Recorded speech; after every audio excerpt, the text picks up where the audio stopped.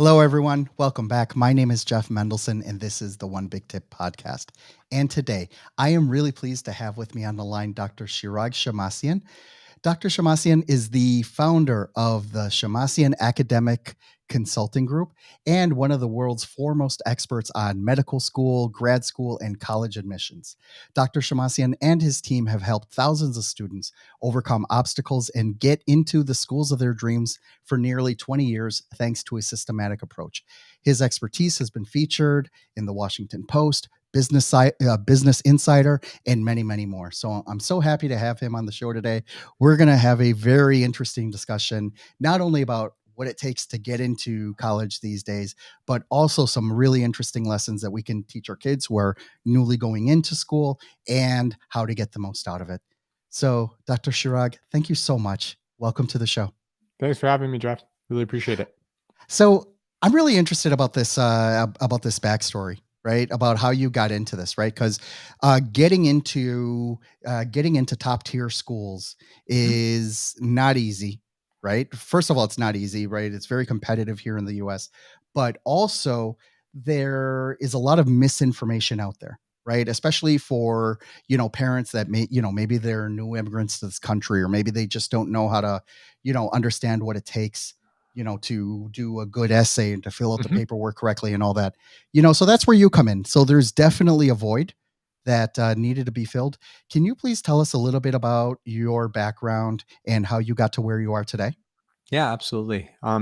So you hit it on the head about there being tons of misinformation about this process, and um, you know just people not having a lot of knowledge to begin with and not even knowing where to go. And that's actually very similar to my experience. So my parents are immigrants to this country. They came over from Lebanon. We're ethnic Armenians, and I remember they came, or when we were growing up, my brother and I, they always preached to us, hey, go to a great school, get a good job, good salary, good benefits, and take it from there, and then you'll be fine. And I think to them that was, it was, they were basically seeking security, right? Something they didn't necessarily have in their home country before they immigrated, and so they wanted that for us. And for us, they saw that as, education and a great job was the ticket for stability here in the United States.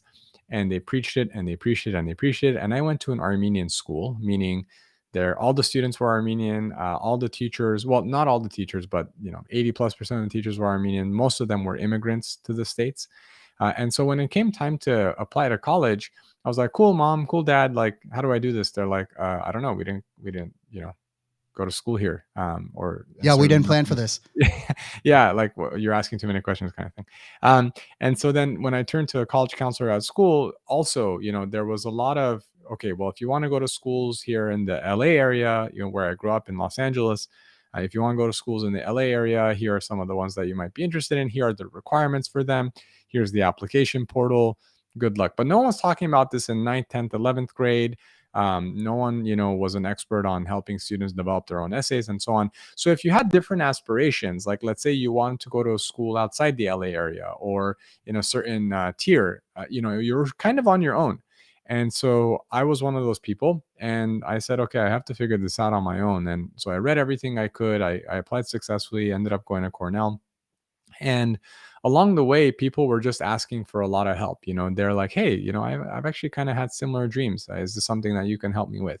And then they get in, they tell their friend, tells their cousin, and on and on and on. As far as, so I guess it was built organically, out of necessity, right? So that I can achieve my dreams with the process.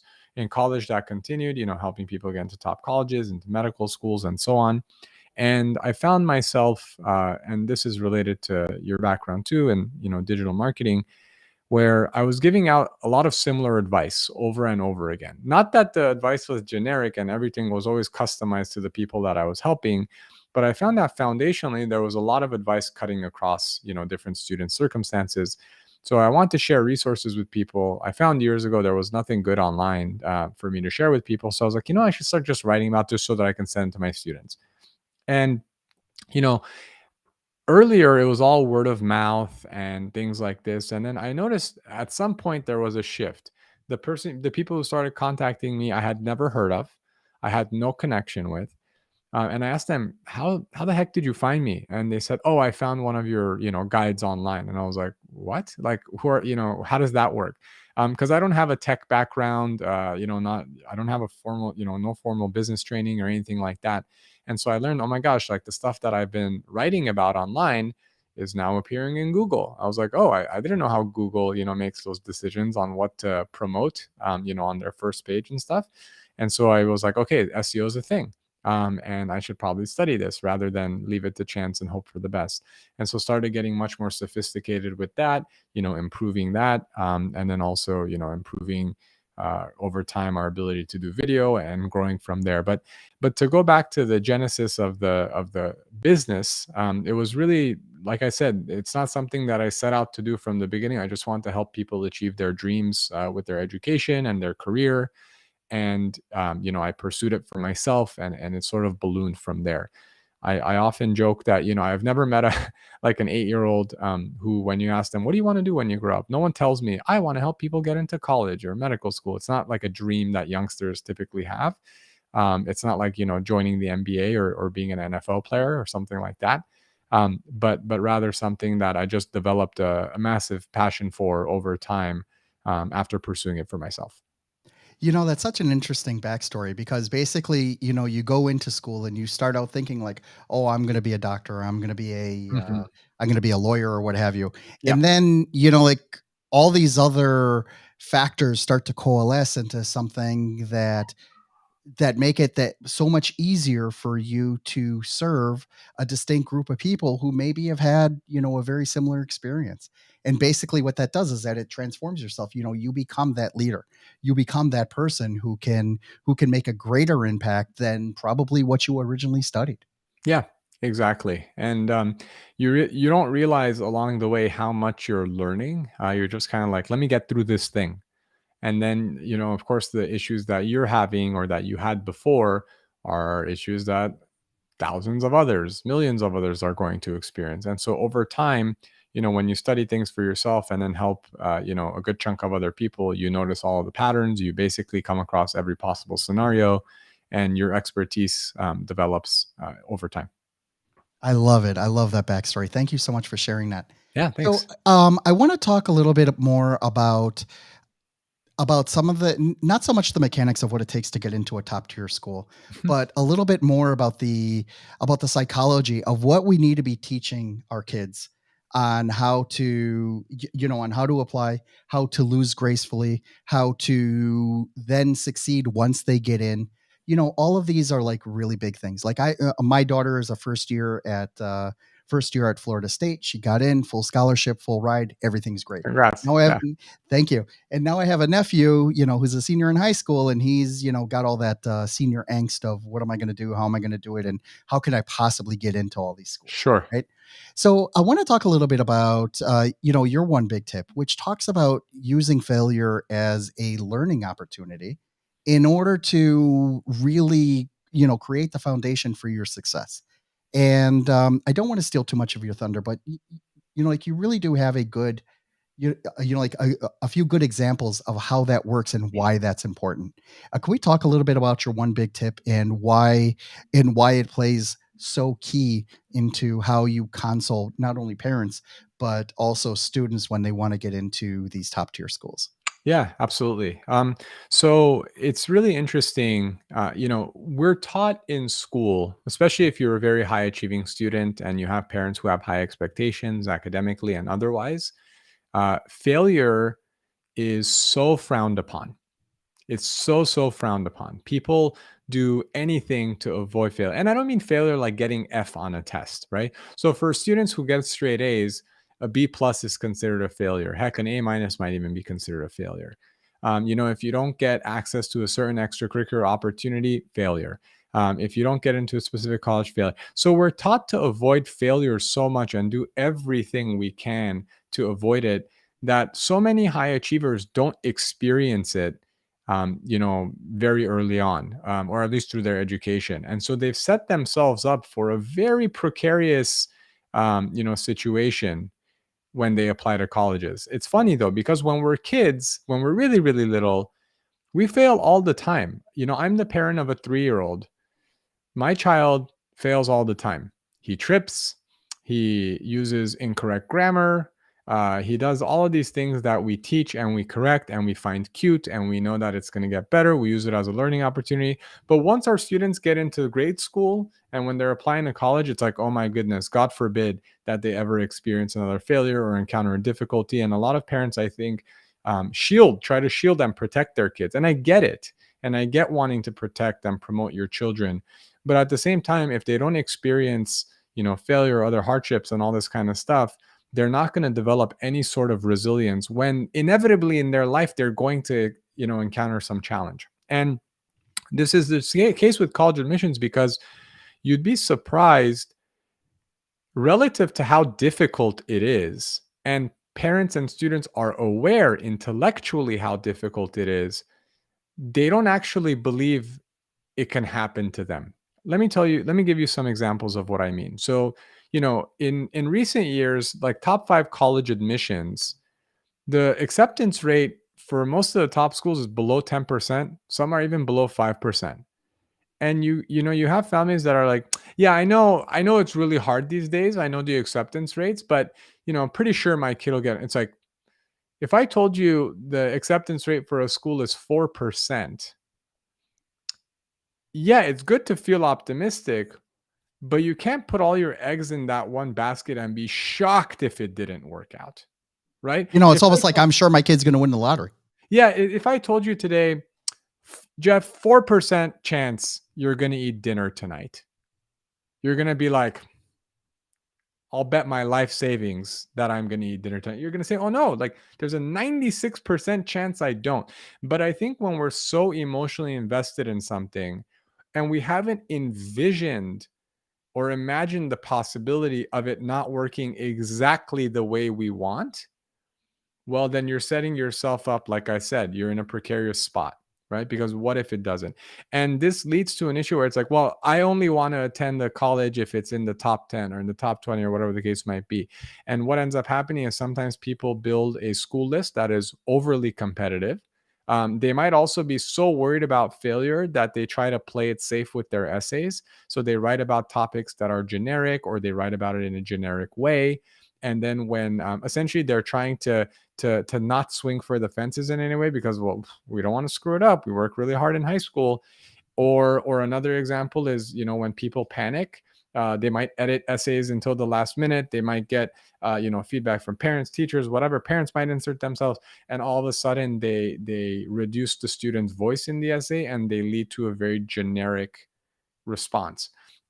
And so when people don't allow themselves to just be, sit with the discomfort and to say, look, I'm going to put my best foot forward. I've studied this stuff. I recognize, while I'm going to remain optimistic, I need to plan for other possible eventualities. They essentially panic, they make wrong decisions, and then, they say, I knew this was going to happen. This is why I intervened. This is why I changed everything. This is why I only applied to all this kind of stuff. And, when people are open to and comfortable with the idea that they're going to fail at some point, they're more comfortable taking, rolling the dice on certain things, taking bigger swings and all this kind of stuff. It's funny because a lot of us that, avoid failure, when we read, business magazines or see in the news, we always applaud, business leaders or community leaders who are open to failure, right? And I'm sure if you ask Jeff Bezos or, any of these, pioneers, or Thomas Edison, who's celebrated for inventing the light bulb and all these other different things, we praise them for their persistence, how many times they fell and they got up and how it eventually led to this success or the other. But when it's us, we don't want to fall to get up. We just want to stay up the whole time. But what makes us think that we're immune to these kinds of situations? We're not. And so you have to allow it to happen because that's also going to show you where you might have struggled and what you need to do differently the next time. You're not going to build that muscle unless you actually experience it. And this has happened in my own life. Certainly in the organization, there are things that we tried and didn't work out and we had to tweak. And that happens constantly. For me, it's a fact of life. It doesn't mean it's easy. It doesn't mean I like it. It just has to be something that we develop comfort with. And I think that college admissions is a perfect example of an opportunity. Look, I hope that everyone gets into all the schools they apply to. Don't get me wrong. That's not what I'm trying to say. Hey, you're not going to get in, lower your expectation. That's not what I'm saying. But plan, have contingencies, plan for eventualities. Don't let your emotion and what you thought would always happen, skew you to behave in a way that's going to hurt you potentially. And then if that happens, that's okay. Because let's say you're going to become a doctor. We help a lot of people get into medical school. Getting into college is one step. So if you, whether you went to, you go to Florida State or UF or I don't know, Emory or UVA, doesn't matter, right? You're still going to have to apply to medical school. So it's not like, I think people have, vision for themselves of, well, first I have to get into this, and then once I get into this, I'm basically assured of this next step. Life doesn't work that way. You might go to that school and struggle. You might go to that school and have a change of heart about your career. How many of us have changed our hearts about career, even within the same field, right? Like everyone, like if you haven't made those changes, you've certainly thought about making a change, right? And some people, they're convicted to do, what they always set out to do, or maybe they're nervous about making a change and stick with it. But everyone thinks about, is this the right thing? Should I do it differently? Right? Every single person, even the same parents who are concerned about their children's path.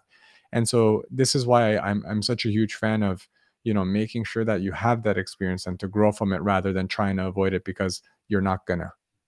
So how do you deal with those overbearing, helicopter type parents that's like, oh, my kid is only applying to MIT? Like, how do Yeah, you how do you deal with that? How do you explain to them like, yeah, let's find 2 or 3 alternates? yeah. Well. So the question, first of all, too, is, I think that first of all, we think about helicopter or tiger parents or overbearing and all that kind of stuff.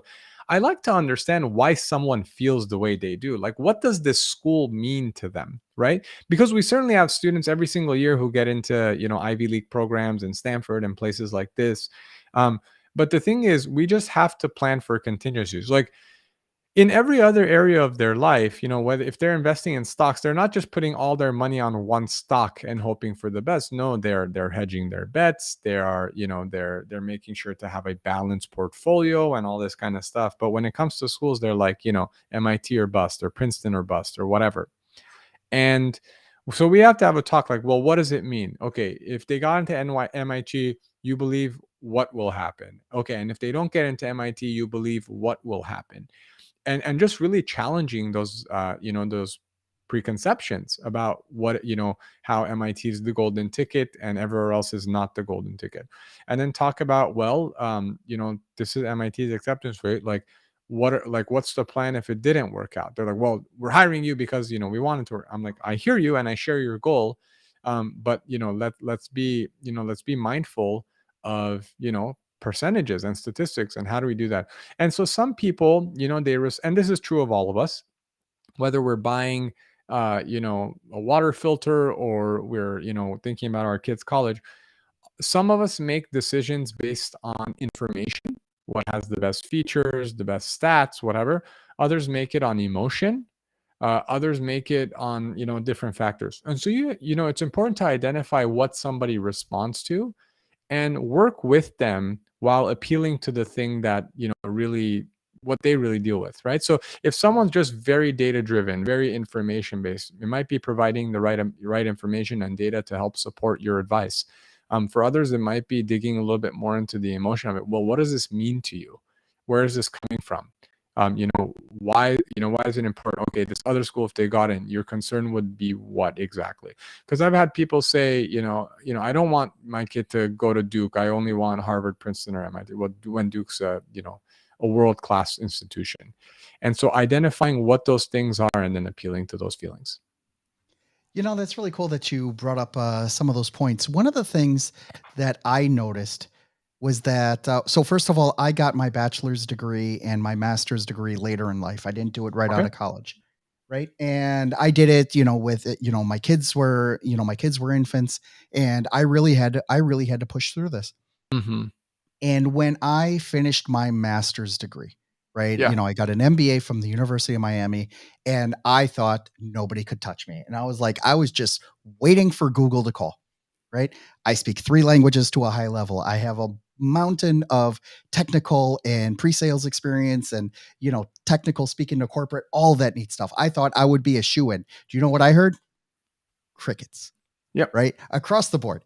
And, then I started to really think like, okay, like I have this shiny degree. It looks great, but also, so when did I get it? In 2006. It's not, it's now 2021. So it's been a while that I've had this degree. I think I can count on one hand that how many people have asked me, where'd you get your MBA from?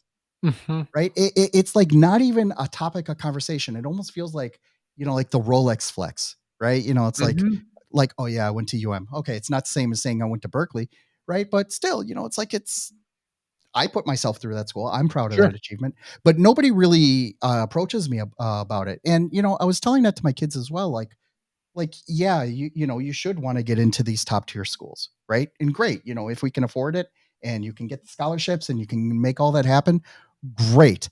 But in my experience, like besides your first one or two jobs, nobody asks about that Mhm. afterwards, right? Has that been your experience as well? Yeah, so it really depends on field, right? And also stage in career and education. So you're right that you're much more likely to get asked about your educational background earlier in your career, maybe first job or trying to go to grad school to residency or whatever the case might be. But over time, people don't. So, if you're applying to, resident or medical school or residency or fellowship or something like that, you're obviously going to get asked about your educational background. That's going to be factored, but your patients aren't necessarily going to ask you, right? Most doctors, if you talk to them that I've spoken with, I ask how many patients have asked you where you went to school. Most days 0 to 2, somewhere in there. So very, very rare. In my work, people ask me a lot, and that makes sense because I do this work and I help people get into top schools. So they want to know that I have the experience of personally getting into these schools and also where I've helped other people get into schools. So in my field, it makes sense. If you're, I don't know, if you got an MBA and you're doing a consulting job, it's going to be rare that someone's going to ask you about it. If you're trading stocks, um, you know where you went to school doesn't necessarily impact how well you trade stocks. I mean, maybe the understanding of the markets and whatnot, but actually executing trades, probably not so much. And so it depends on how impactful it is for that next, for that step that you're going to take next in your education or your career. But yeah, I mean, a lot of this stuff has to be, there has to be an intrinsic motivation. If you do it all for others, if you're a student, you're doing it for your parents. If you're a parent, you want it for your kid mostly so that you can feel like you did the right things, or so that your community can say, wow, your kids, this and that and the other thing.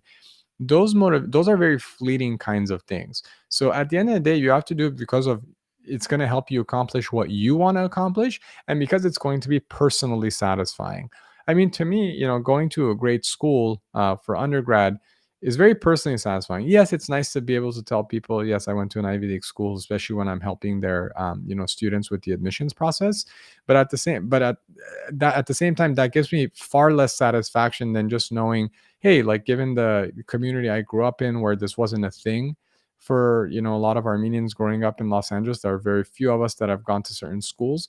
That means a lot to me because it allows me to show others too that it's possible, and it helps to give me the background to assist others well. And that's why I care about it. And so everybody has to find that for themselves. I love that explanation. Thank you so much for sharing that. Can you please tell everyone where they can learn more about your company and how they can reach out to you directly if they want to learn more? Yeah, sure. I encourage people to visit shemmassianconsulting.com. I see you have it down there really beautifully. Um, I know Shemmassian Consulting doesn't just roll off the tongue. And really, we have resources for every aspect of the admissions process. So, undergrad, med school, and so on. You can even type my last name in Google with whatever topic you're looking for. And, chances are pretty good that we have an associated guide. And just throughout our site, there are contact forms to get in touch, emails, forms you can fill out, and so on, and it would be a pleasure to assist. I love it. Shirag, thank you so much for joining me today. I really appreciate it. This has been an excellent conversation, very informative, and I really appreciate you taking the time to walk through this process with us. Yeah, Thank this you was for a real joining me. treat. Yeah, thanks for having me.